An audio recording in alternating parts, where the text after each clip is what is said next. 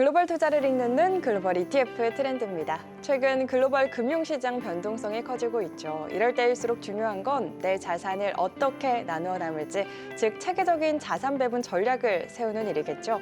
오늘은 시장의 불확실성 속에서도 꾸준히 성과를 낼 수 있는 ETF 활용 자산 배분 전략과 핵심 포트폴리오 구성법까지 자세히 짚어보도록 하겠습니다.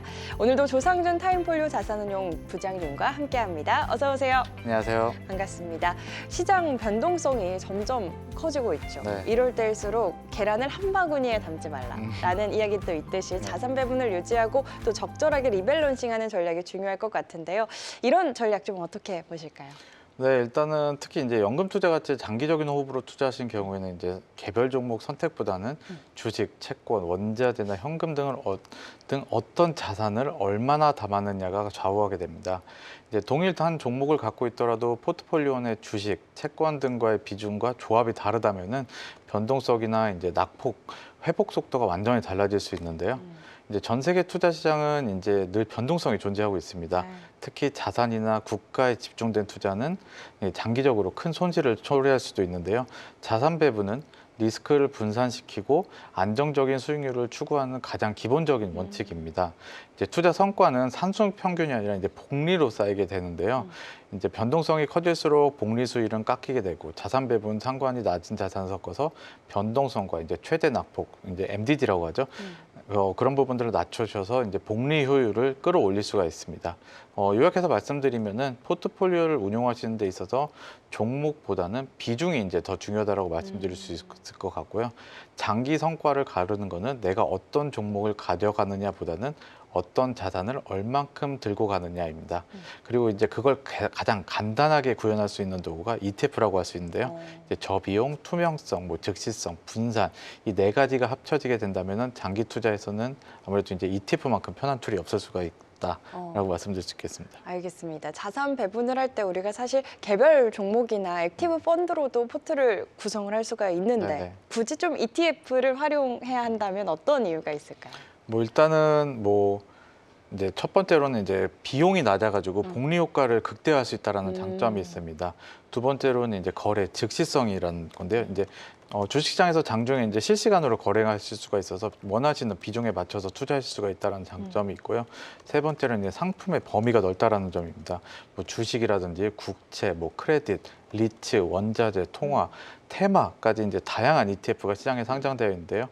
그런 만큼 이제 선택의 폭도 상당히 넓다라는 장점이 있습니다. 이제 마지막으로 이제 투명성인데요. 이제 그 ETF가 갖고 있는 종목 구성이라든지 포트폴리오 구성 내역이 매일매일 공개되기 때문에 리스크 관리에 좀 유용하게 사용하실 수 있다는 점이 있습니다. 이 네 가지가 어떻게 보면 자산 관리에서 가장 중요하다라고 말씀드릴 수 있을 것 같은데요. 예전에는 이제 해외 투자 상품이라든지 해외 채권이나 원자재 같은 부분들에 이제 개인 투자자분들이 직접 투자하기가 좀 어려움이 있었습니다. 이제는 이제 ETF 덕분에 누구나 이제 자산 배분이 이제 가능해진 상황이 됐고요.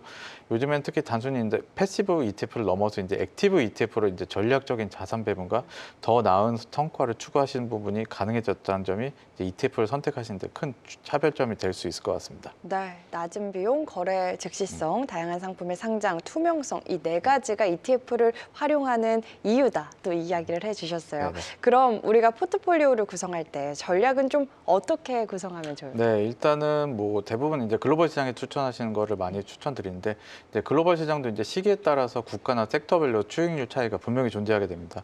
경기 사이클에 따라서 이제 다른 모습을 보이는데요. 과거 5년만 살펴보더라도 이제 국가별로 수익률이 큰 차이를 보였습니다. 2020년대 초반까지만 해도 한국과 중국이 가장 수익률이 좋은 시장이었다면 2023년부터 이제 작년까지는 미국이 전 세계에서 가장 수익률이 좋았습니다. 작년까지만 해도 이제 개인 투자자들이 국장을 기피하는 모습을 많이 보였지만 올해 들어서 이제 국내 대형주들이 이제 실적이 개선되고 시장에 풍부한 유동성이 공급되면서 2025년은 대한민국이 이제 전 세계 주식시장을 이끌어가고 있다라고 볼 수 있는데요. 이럴 때일수록 보다 이제 안정적인 포트폴리오를 이제 구조하는 게 가장 중요해지고 있습니다. 그래서 제가 이제 추천드리는 방법은 이제 코어 앤 위성, 코어 앤 세틀라이트 전략인데요.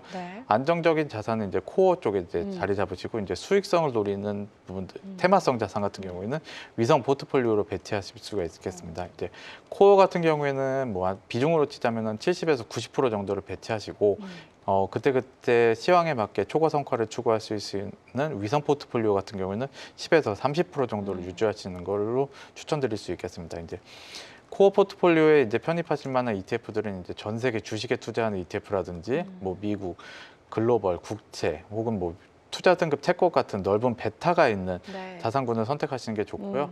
위성 포트폴리오 같은 경우에는 이제 퀄리티, 밸류, 노후볼, 모멘텀 같은 팩터 투자나 뭐 AI, 방산, 에너지, 전환 등 이게 이런 이제 테마형 ETF들이나 혹은 금이나 원자재 같은 대체 투자로 구성하시는 게 좀 좋다라고 말씀드릴 수 있을 것 같아요. 이제 핵심은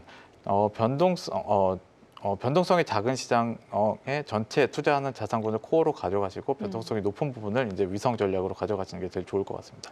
그래서 이제 정교한 이제 자산 선택을 통해서 제한적으로 변동성을 확대시키는 게 자산 배분의 목표라고 할 수 있겠습니다. 네, 너무 또 쉽게 설명을 해주셔가지고 이해가 네. 쏙쏙 되는 것 같습니다. 안전 자산에 대해서는 코어로 70에서 90% 비중으로 들고 가고 수익을 담당하는 위성은 10에서 30% 가져가는 전략이 코어 위성 전략이 유효하겠다. 또 이 설명을 해주셨습니다.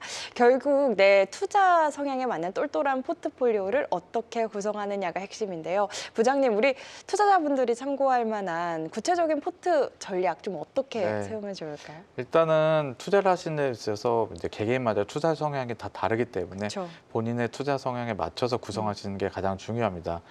일반적으로 이제 안정적인 성향을 가진 투자자분들 같은 경우는 채권 비중을 좀 크게 가져가시는 게 가장 좋고요.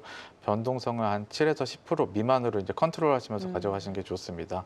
뭐 그러려면 이제 채권 비중을 70% 이상 가지는 게 가장 좋으실 것 같지만 그래도 글로벌 주식 비중을 한 30~40% 정도는 유지하시면서 주식 시장에 대한 노출도를 유지하시는 게 제일 좋을 것 같습니다.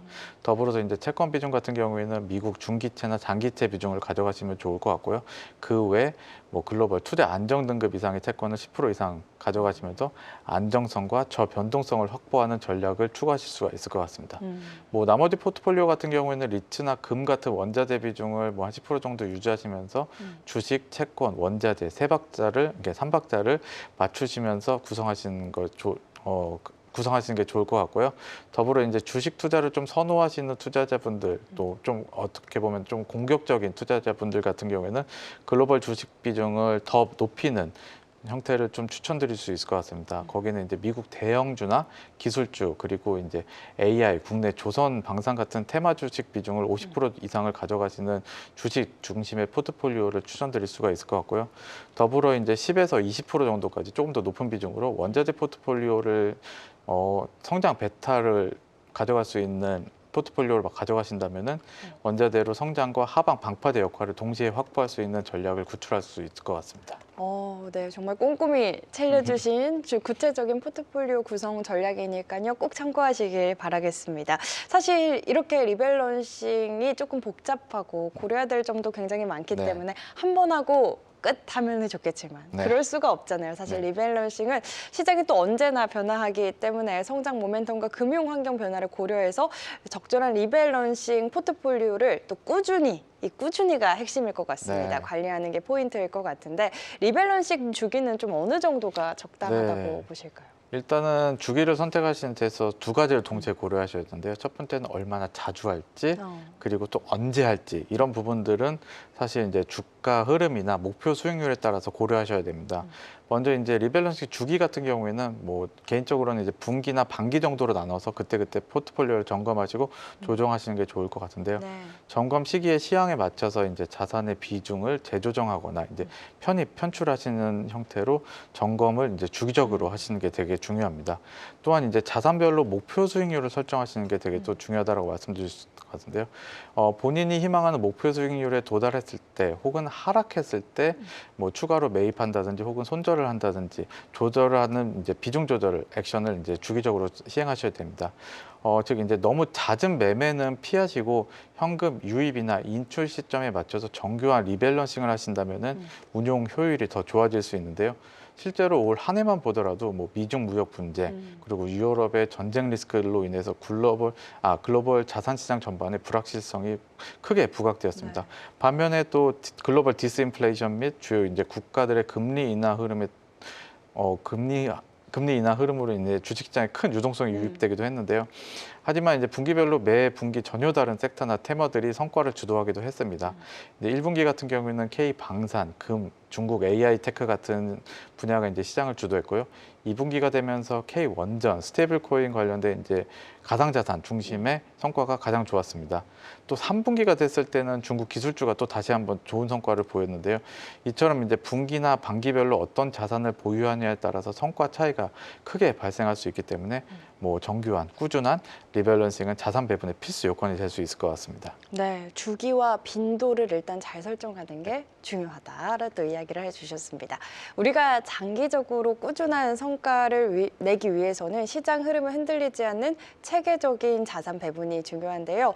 개인 투자자 입장에서는 사실 직접 이 여러 개의 자산을 분석하고 비중을 조절하는 게 쉽지는 네. 않습니다. 이럴 때 ETF를 활용한 간편한 자산 배분이 또 대안이 될 것 같은데 어떤 ETF를 어떻게 활용하면 좋을까요? 네, 말씀해 주신 것처럼 이제 정교한 자산 배분이 포트폴리오 관리에서는 이제 핵심이겠지만 그렇죠.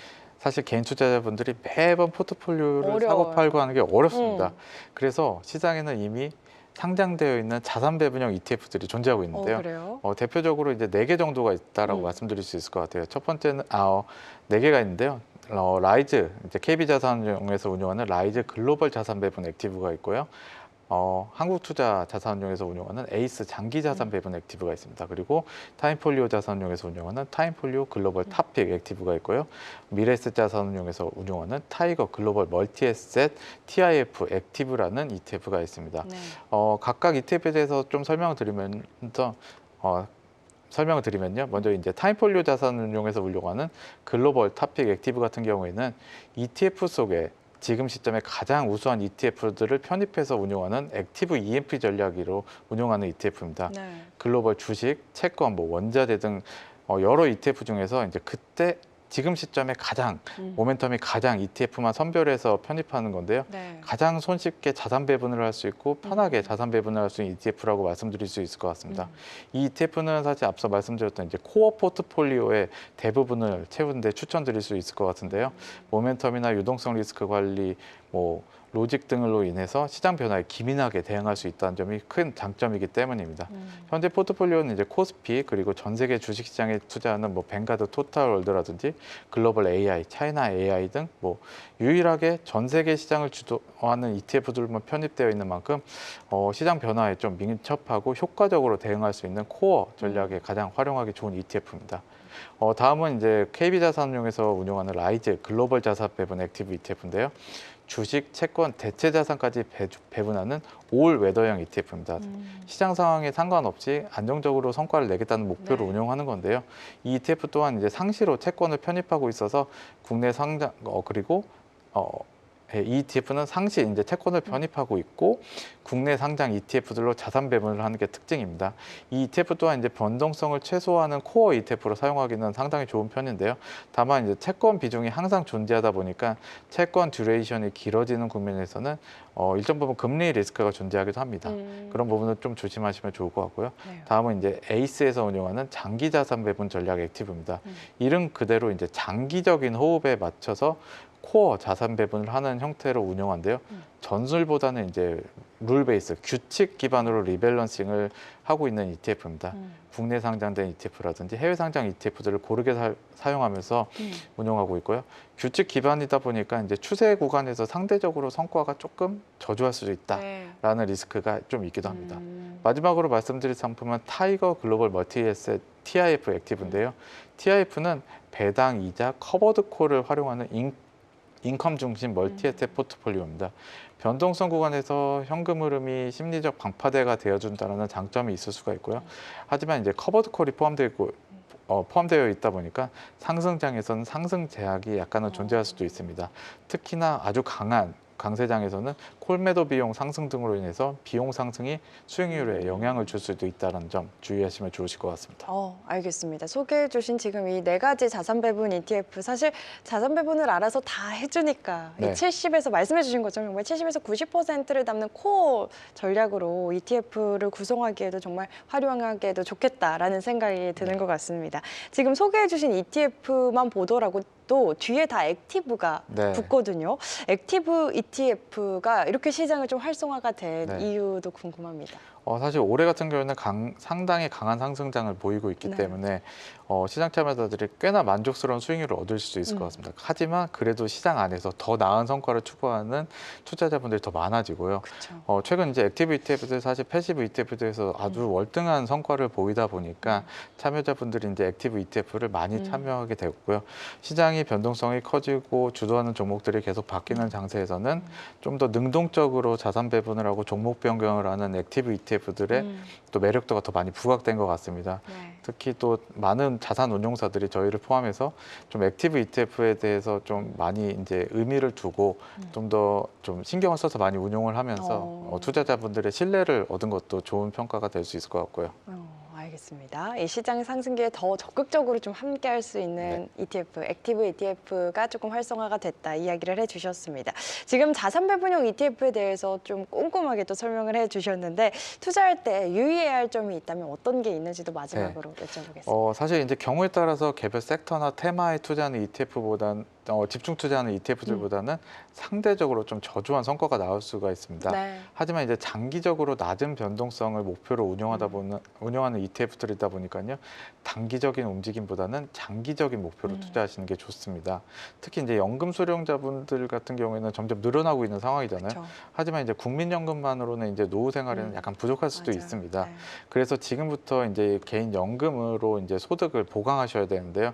그 과정에서 이제 특히 ETF 같은나 액티브 ETF 같은 경우에는 저비용 분산 즉시성을 보유해서 가장 실용적인 자산 관리 도구가 될 수 있겠습니다.